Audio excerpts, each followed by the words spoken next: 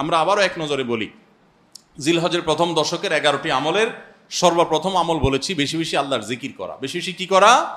আল্লাহর জিকির করা। এই দিনগুলোতে, নির্দিষ্ট দিনগুলোতে আল্লাহর জিকির করবার নির্দেশ আল্লাহ তাআলা কোরআন কারীমে সূরা তাওবায় করেছেন।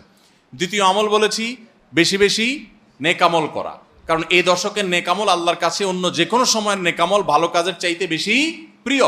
এই দশকের নেক আমল চলতে থাকবে, সেটা জিকির হোক, তেলাওয়াত হোক, দান সাদাকা হোক, নফল রোজা হোক, নফল নামাজ হোক, যত রকমের ইবাদত আছে, এটা ইবাদতের দশক। রমজানে যেরকম ইবাদত করতে থাকি আমরা, এই দশকে এরকম কি চলবে? ইবাদত চলতে থাকবে।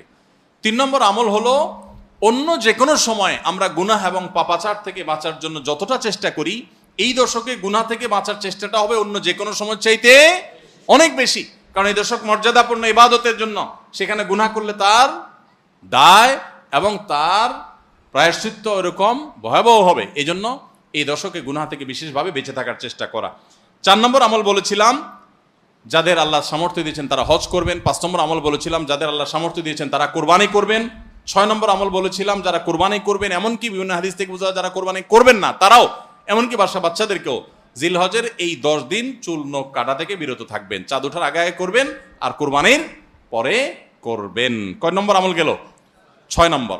7 নম্বর আমল হলো, সাধারণভাবে এই 10 দিন রাত দিন যত বেশি পারেন উচ্চস্বরে সরবে তাকবীর পাঠ করতে থাকবেন। আল্লাহু আকবার, আল্লাহু আকবার, লা ইলাহা ইল্লাল্লাহ, আল্লাহু আকবার, আল্লাহু আকবার, ওয়ালিল্লাহিল হামদ। কোন হাদিসে 3 বার তাকবীর আসছে শুরুতে, আল্লাহু আকবার, আল্লাহু আকবার, আল্লাহু আকবার, লা ইলাহা ইল্লাল্লাহ, আল্লাহু আকবার, আল্লাহু আকবার, আল্লাহু আকবার, ওয়ালিল্লাহিল হামদ।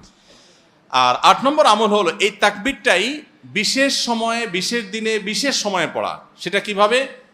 জিলহজ মাসের 9 তারিখ ফজরের পর থেকে নিয়ে জিলহজের 13 তারিখ আসরের নামাজ পর্যন্ত প্রত্যেক নামাজের পরে নারী পুরুষ সবাই এই তাকবীর নামাজের পরে একবার করে পাঠ করা। এটা হলো বিশেষ সময়, তাকবীরে মুকাইয়াদ বলা হয় এটাকে, স্পেশাল। এটা 8 নম্বর আমল। 9 নম্বর আমল হলো, জিলহজের 1 থেকে 9 তারিখ পর্যন্ত এই সব দিনগুলোতে নফল রোজা রাখা মুস্তাহাব।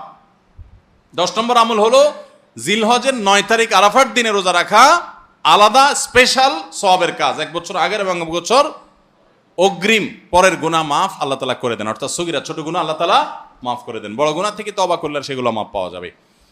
আর 11 নম্বর আমল হলো যে ঈদের দিনে যত সুন্নাহ আছে সব সুন্নাহগুলো সঠিকভাবে পালন করব। আল্লাহ রাব্বুল আলামিন আমাদের সবাইকে জিলহজের এই 10 দিনের ফজিলত এবং মর্যাদা প্রতি মুহূর্তে স্মরণ করার তৌফিক দান করুন।